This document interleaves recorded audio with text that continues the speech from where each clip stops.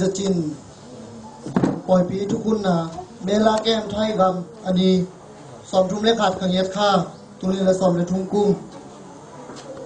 ปันบุญทุกคนเชียเมนเกมาตางคาปูและเลียเนมบอยอินมาใกล้ดีนี่นะโดไลกุมจะจินปล่อยคนนาตางเก้านาทุ่งนา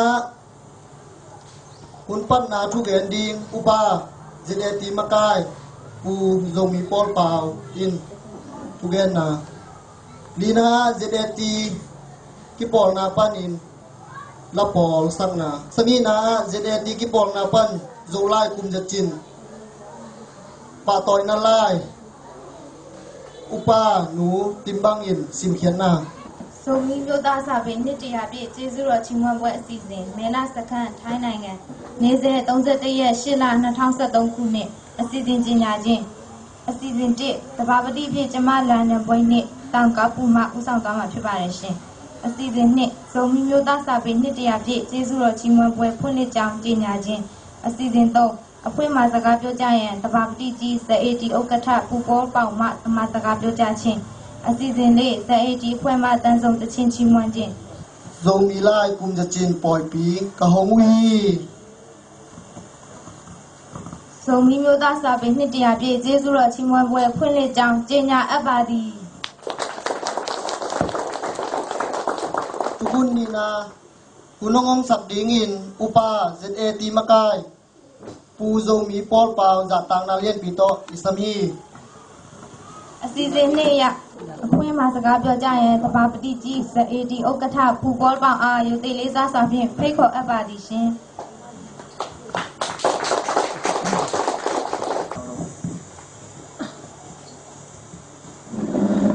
ดังบอสตัวนี้นะจะมีแต่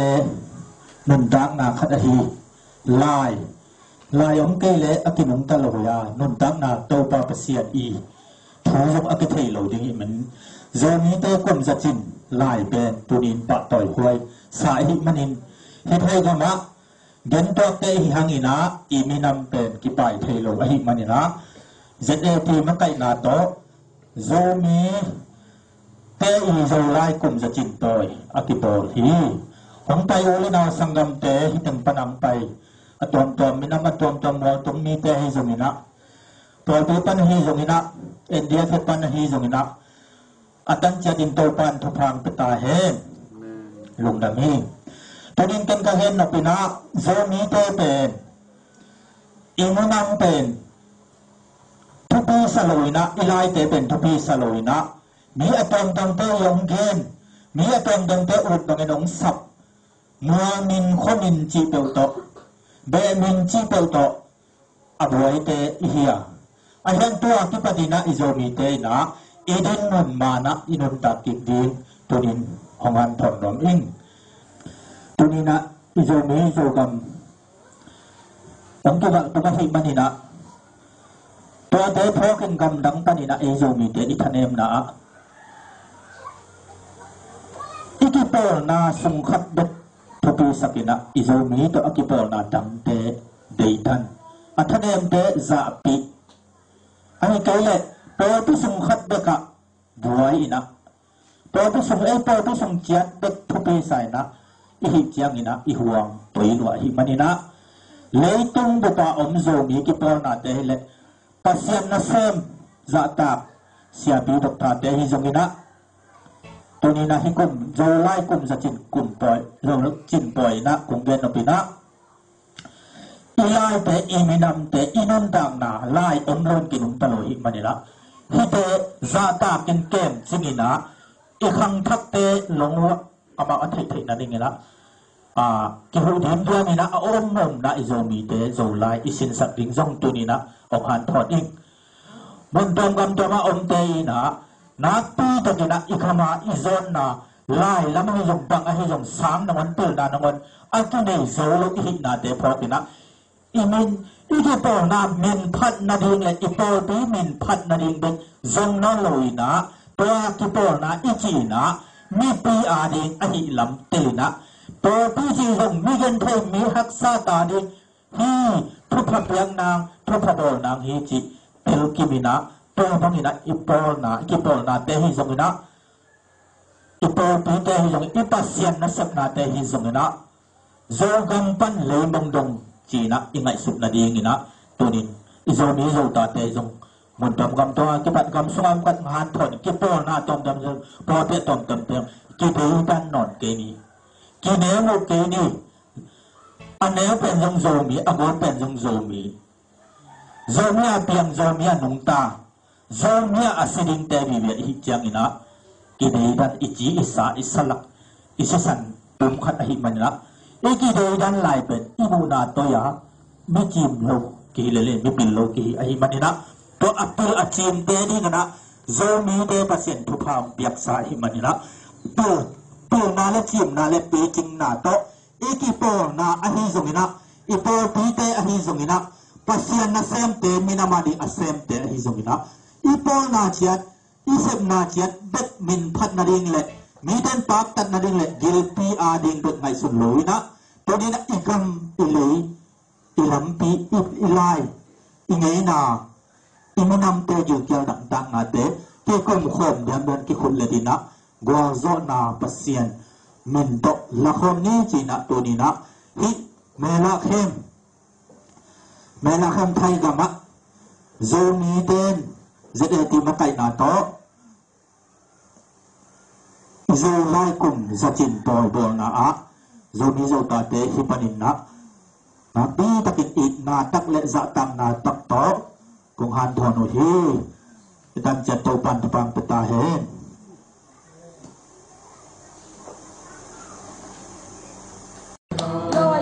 sông này lâu thế lại bay khăn sông này lâu thế lại bay khăn sông này lâu đang đó gần thấy bằng đầu thế hoàng nào đang hăng ngon hăng pan ta mà min hong pan ta ăn sông này thấy này lâu thế ăn sông này pan sông sự thấy này lâu pan sông sự gà lê sa băng măng mặt lâu cái sa băng xe đi hong kia là đâm tươi hong loan kia là đâm tươi hong loan ta hong lê nghe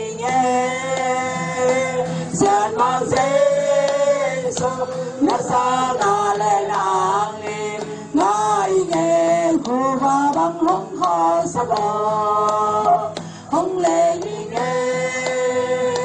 sen mang dây sông nước xa na lê nàng đi ngài nghe khô và băng hong kho sắc đỏ tuôn sung khát pan lại zon te im nam yêu ma lùng mò te sing lùng đón băng tuột dia xin lại xiang thâu và băng phiêu đình tung xiang băng và băng phiêu đình hong xiang hong lê ngô hong lê ngô hong lê ngô xiang mang dây su hong lê ngô xiang mang dây su nắng kiang lâu quay gặp bay điam nằm in khăn lâu mai mi kasin thế dia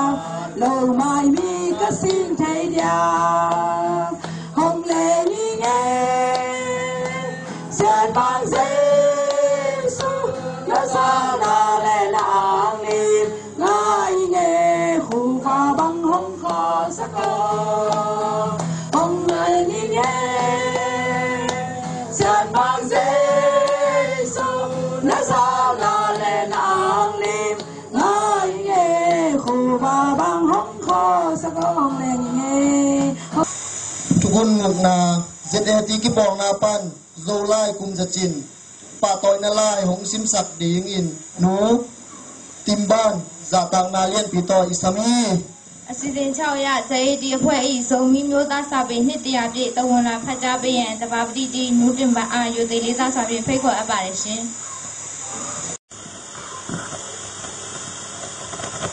ဓမ္မောမင်္ဂလာပါရှင်နီလက်ကေZomi Association in Thailand ZAT Zomi အမျိုးသားလူမှုရေးအဖွဲ့ ZAT မှ Zomi အမျိုးသားစာပေရာပြည့်ပွဲတဝင်လွှာရုံးစာအမှတ် ZAT 21/2013ခရစ်တက္ကရက်2013ခုနှစ်တွင်ကြားရောက်သော Zomi အမျိုးသားများ၏ဂုဏ်တည်ရှိ Zomi အမျိုးသားစာပေနှစ်တရာပြည့်အခါသမယဖြစ်ပေသည် ဇုံမီအမျိုးသားများ၏စစ်မှန်သောဇာတိသွေးဇာတိမှန်ဇာတိကုံလက္ခဏာများနဲ့ဘိုးဘွားပေါင်ဆက်ပိုင်အမိဒီတာဇုံမီပြည်ကိုဗမာနိုင်ငံအာဏာရှင်စစ်အစိုးရအဆက်ဆက်နဲ့ကြက်တရီမရှိသောအမျိုးသားသက်စဖောက်လူတချို့တို့မှယနေ့အထိနှစ်60ကျော်ဖြင်းနှိမ့်ဝါမြူရန်ကြိုးစားကြတော့လေ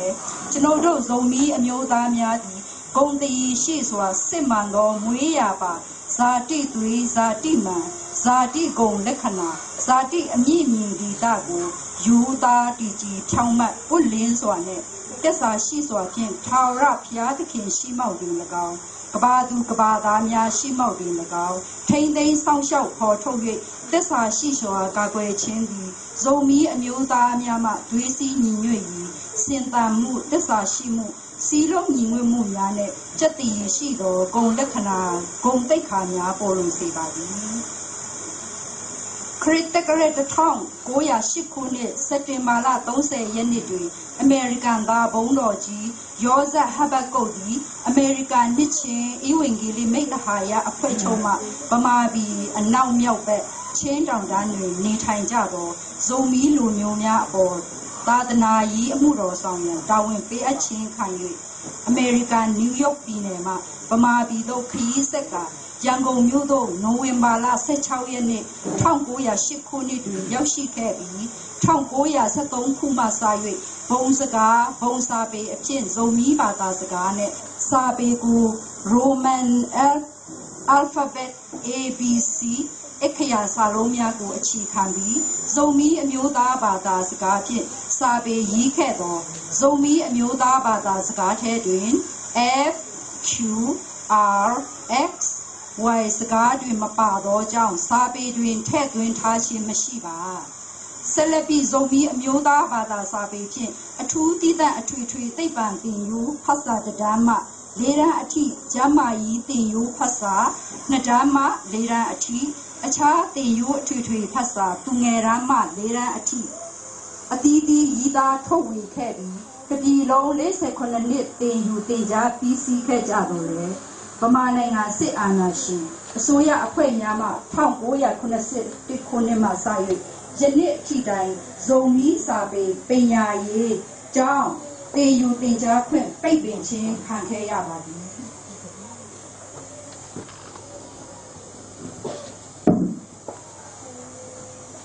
ဆက်လက်၍1915ခုနှစ်မှ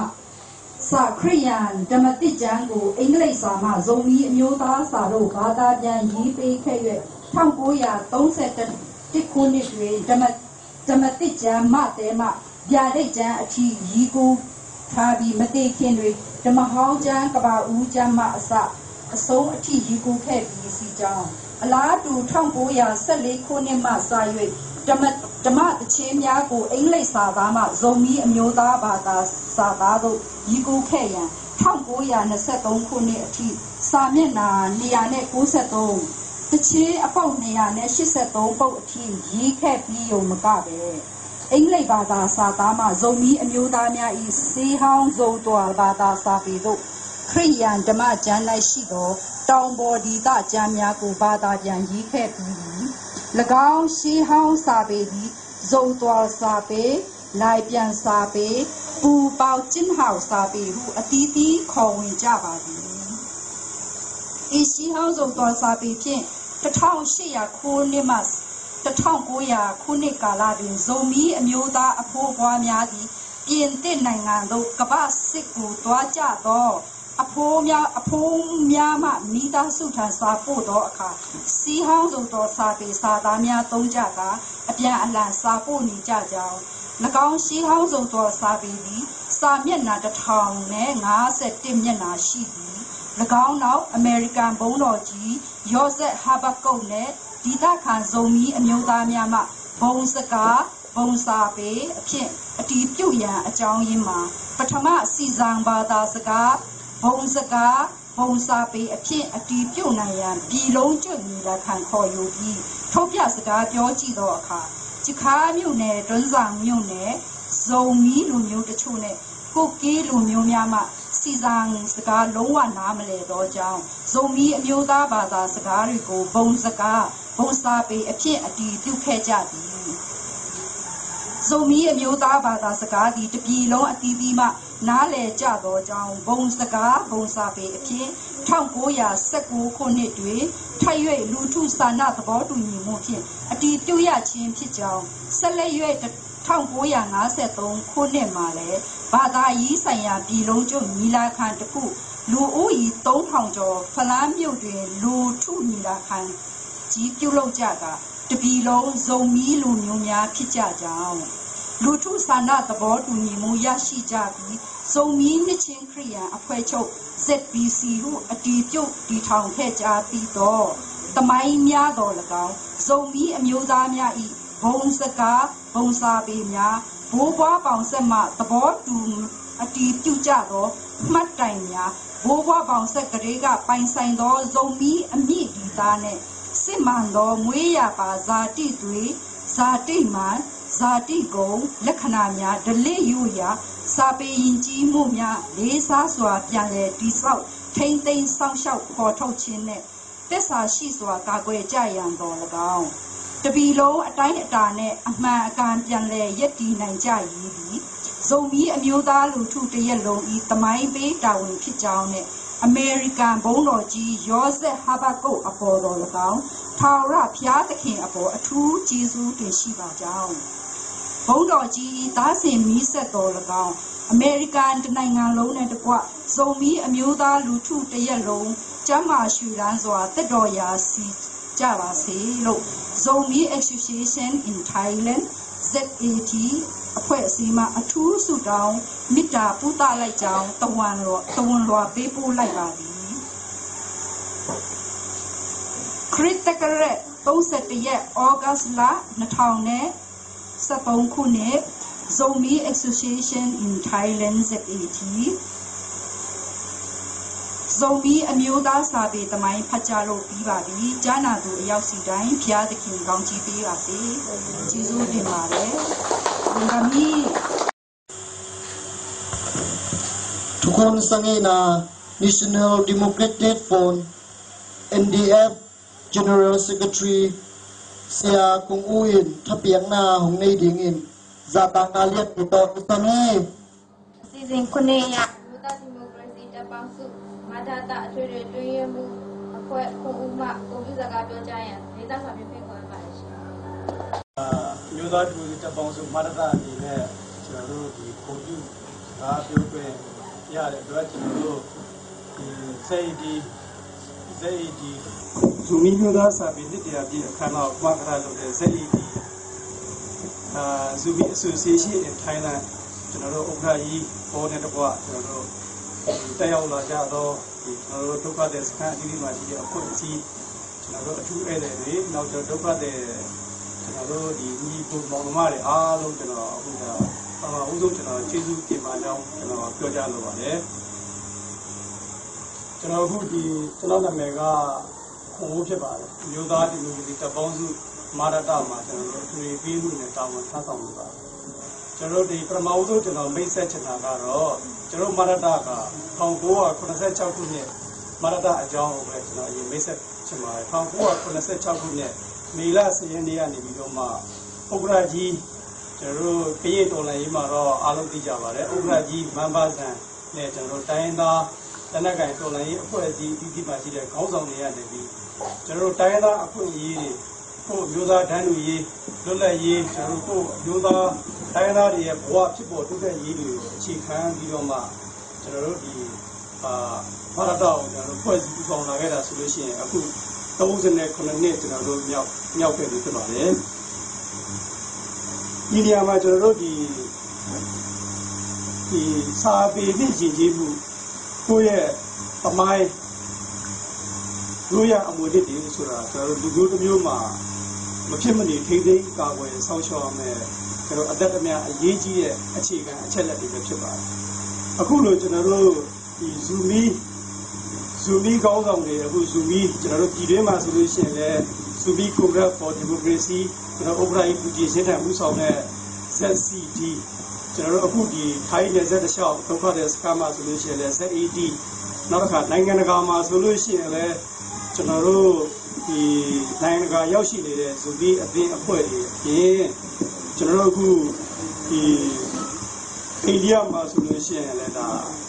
ါယူပြီးတယ်တော်တော်များရှိပါတယ်ဒါကိုယ့်ရဲ့စာပေရေးမှုကိုမပြောက်မပြတ်ရအောင်လို့ကိုရောက်ရှိတဲ့အရက်ဒေသမှာဇူမီတွေကဆိုဇူမီမျိုးသားတွေကဆိုလို့ရှိရင်ဒီစာပေရည်ကြီးမှုနှစ်တရာပြည့်အခမ်းအနားကိုကျွန်တော်တို့ဒါအားလုံးလှုပ်ဆောင်နေမယ်လို့လည်းအခိုင်နဲ့တည်းကျင်းပနေမယ်လို့လည်းကျွန်တော်တို့ပြောပါတယ်ဒီအတွက်လည်းကျွန်တော်တို့တွေလည်းအထူးပဲ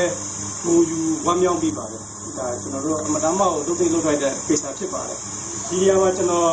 ်ဒီကျုံလုံးကျွန်တော်ပြောကြားလို့ရတာကကျွန်တော်တို့တိုင်းပြည်မှာအစိုးရအဆက်ဆက်ကနေပြီးတော့မှလက်နက်ကိုင်ဒီကျွန်တော်တို့ဒီစေရသုံးပြီးတော့မှကိုတိုင်းသားတွေကိုအချင်းချင်းဒီတိုင်းသားတွေအချင်းချင်းကိုမှကျွန်တော်တို့မဟာလူကြီးဘော်တော့ကိုင်ဆွဲပြီးတော့မှနှိပ်ဆက်တဲ့အတွက်ကြောင့်ကျွန်တော်တို့အခုဒုက္ခသည်စခန်းတွေနိုင်ငံတကာတွေကျွန်တော်တို့ဖျက်ပြေးတိမ်းဆောင်ပြီးတော့မှအခုလိုကျွန်တော်တို့ရောက်ရှိနေကြတော့လည်းပဲကိုယ့်ရဲ့လူလာဘူကဖြစ်တဲ့ကိုယ့်ရဲ့အတွင်းစိတ်တဲ့ကျွန်တော်တို့ရည်ကြီးမှုသမိုင်းတွေတော့လူမျိုးတွေကိုထောက်ပြလို့မရပါဘူးမရအဲ့လိုအခြေအနေဖြစ်လို့လဲကျွန်တော်တို့ဒီနေ့မှဆိုလို့ရှိရင်အခုလက်ရှိဒီကျွန်တော်တို့ဒီဆရာနာရှင်အစိုးရအဆက်ဆက်ဥဆောင်လာပြီးတော့မှအခုအသွင်ပြောင်းလာတဲ့ကျွန်တော်တို့ဒီအစိုးရတွေကိုယ်တိုင်ကတိုင်းသားတွေနဲ့ဒါတန်းလူရေးအခြေအနေကိုကျွန်တော်တို့သွားမှသာလျှင်ဖြစ်မယ်ဆိုပြီးတော့မှကျွန်တော်တွေးခေါ်စဉ်းစားကြရပြောင်းလဲလာပြီးတော့မှကျွန်တော်အခုတိုင်းသားအခုအရေးနော်အခုဗမာကောင်းဆောင်တွေဗမာလူမျိုးတွေကိုယ်တိုင်အခုကျွန်တော်ဒီမိုကရေစီကောင်းဆောင်ဆိုရဲကျွန်တော်တို့ဒီ NLD ကဥက္ကဋ္ဌဒေါ်စန်းစုကြည်ကိုယ်တိုင်ဗမာဒီပင်လျင်တိုင်းသားလူမျိုးတစ်မျိုးဖြစ်ပါတယ်တိုင်းသားတရက်ဖြစ်ပါတယ်ဆိုပြီးတော့မှထုတ်ပေါ်ဖွင့်ဟလာပြီးတော့မှဒီတိုင်းသားတွေရဲ့တော်လှန်ရေးကိုကျွန်တော်တို့ဂုဏ်ပြုတယ်တိုင်းသားတွေရဲ့အခြေအနေကိုပြည်တော်စုတဲ့တိုင်းသားတွေရဲ့ပူးပေါင်းဆောင်ရွက်မှုနဲ့ပြည်တော်စုတည်ဆောက်နိုင်မှာဖြစ်မယ်ဆိုတော့ဗမာကောင်းဆောင်တွေကိုယ်တိုင်ကဝန်ခံလာပြီးဖြစ်ပါတယ်ကျွန်တော်တို့ဒီလက်ရှိအာဏာကိုဆွဲကင်ဆုပ်ကင်ထားတဲ့အစိုးရတွေကိုယ်တိုင်ကလည်းမဟာလူမျိုးမဟာဝါဒစေအားနဲ့အဆက်ဆက်ကနေဖိနှိပ်လာတော့လည်းပဲကျွန်တော်တို့တော်လှန်ရေးကမပြောင်းပြတ်တော့ဘူးကျွန်တော်တို့လူမျိုးတွေကျွန်တော်တို့ရဲ့စာတိအတွင်းကျွန်တော်တို့မူလဘူဒစိတ်ဓာတ်တွေကမပြောင်းပြတ်ပါဘူးပို့ပြီးတော့မှဒီကျွန်တော်တို့ခိုင်မာတဲ့ခိုင်မာလာပြီးတော့မှအမျိုးသားရေးလှုပ်ရှားမှုတွေပို့ပြီးတော့မှမြင့်တက်လာပါတယ်ဒီအခြေအနေကိုသိလို့လဲကျွန်တော်တို့ဒီအခုလက်ရှိအစိုးရကတိုင်းသားတွေကိုအထူးအခွင့်အရေးတွေပေးပြီးဒင်းကျဲရေးတွေကမ်းလှမ်းကျွန်တော်တို့တချို့ဒီတိတ်ပြီးတော့မှကိုဒုက္ခပေးလာမယ်ထင်တဲ့အဖွဲ့အစည်းတွေဆိုလို့ရှိရင်လည်းထိုးကွဲတက်ရှိဖို့ပေါ့ဗျာဒီလိုတွေလောက်လာပြီးတော့မှဒါကျွန်တော်တို့ဒီတိုင်းသားတွေရဲ့အခြေအနေကိုဒါအတိမတ်ပြုလာပြီးလေးစားလာပြီးဆိုတဲ့လက္ခဏာကိုပေါ်ပြပါတယ်တိုးတော်လည်းပဲယုံကြည်စိတ်ချရတဲ့အခင်းချင်းကိုမရှိသေးပါဘူးလက်ရှိအခြေအနေမှာတော့ဒီလိုအခြေအနေမှာကျွန်တော်တို့ကဆက်လက်ပြီးကျွန်တော်တို့ကင်ဆွဲသွားမှာတော့ကိုယ့်ရဲ့သမိုင်းအမွေနှစ်တွေကိုယ့်ရဲ့သမိုင်းကြောင်းတွေကိုပေါ်ထုတ်ဖို့နောက်ကိုယ့်စာပေရင်းမှုတွေကိုထိန်းသိမ်းဖို့ကိုလူမျိုးတွေကိုချင်းချင်းကာကွယ်ဆောက်ရှောက်ဖို့ဆိုတာဒါကျွန်တော်တို့ဘယ်အချိန်မှာပဲဖြစ်ဖြစ်ကျွန်တော်တို့တိုင်းသားတော်လှန်ရေးအောင်မြင်သွားသည်ပဲဖြစ်ဖြစ်ကျွန်တော်တို့လူချင်းနဲ့ဒန်းလူရင်းနဲ့ကိုယ်ပိုင်ပြဋ္ဌာန်းခွင့်ရှိတဲ့ဒီမိုကရေစီကိုအခြေခံတဲ့ Federal ပြည်တော်စုကြီးကိုကျွန်တော်တို့တည်ဆောက်နိုင်တဲ့အခြေအနေရောက်ရှိလာပြီဆိုတဲ့ကာလမှာပဲဖြစ်ဖြစ်ဒါမဖြစ်မနေကျွန်တော်တို့ဒါဆက်လက်လှုပ်ဆောင်ရမယ်ဒါကျွန်တော်တို့လူမျိုးအသီးသီးရဲ့အဓိကကြတဲ့အလုပ်တွေဖြစ်ပါတယ်ကျွန်တော်တို့ဒီနေရာမှာကျွန်တော်ဒီကြုံလုံးမှာတစ်ခုထည့်ပြောချင်တာကတော့ကျွန်တော်တို့တစ်ချိန်လုံးကဒ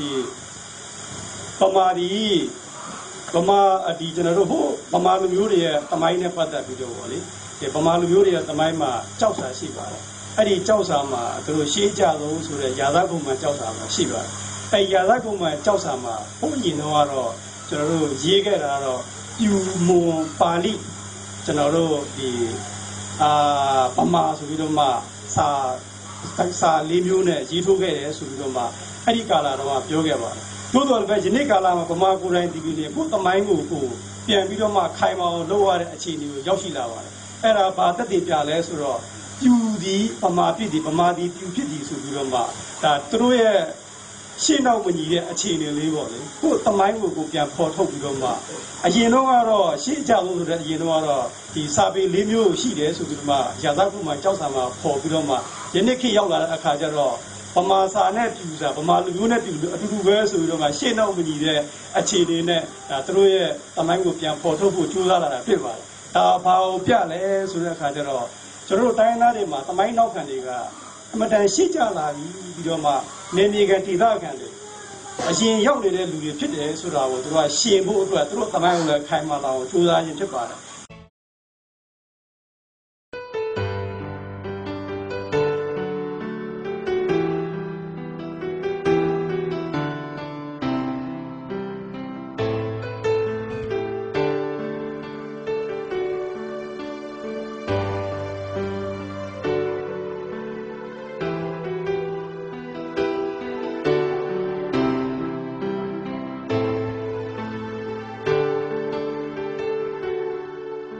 dầu găm